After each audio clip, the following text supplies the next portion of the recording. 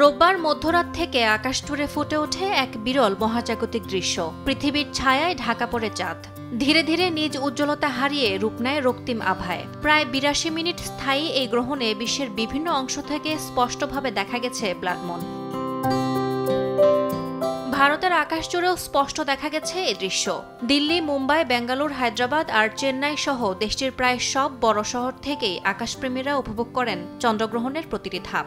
কেউ বাসার ছাদে বসে, অনেকের হাতে ছিল টেলিস্কোপ আর ক্যামেরা, কেউ আবার মোবাইলের স্ক্রিনেই ধরে রেখেছেন মহাজাগতিক এই খেলা। মধ্যপ্রাচ্যের আকাশেও দারুণভাবে ধরা দিয়েছে পূর্ণ চন্দ্রগ্রহণ। ভিড় জমে পর্যবেক্ষণ কেন্দ্রে। দুবাইতে আয়োজন করা হয় বিশেষ ক্যাম্প, যেখানে চাঁদ আর বুর্জ খলিফার একই ফ্রেমে ছবি তোলেন আন্তর্জাতিক ফটোগ্রাফাররা। অন্যদিকে জেরুজালেমের পুরানো শহরের ঐতিহাসিক প্রাচীর ঘিরে দেখা গেছে লালচে আভায় মোড়া চাঁদের অসাধারণ দৃশ্য।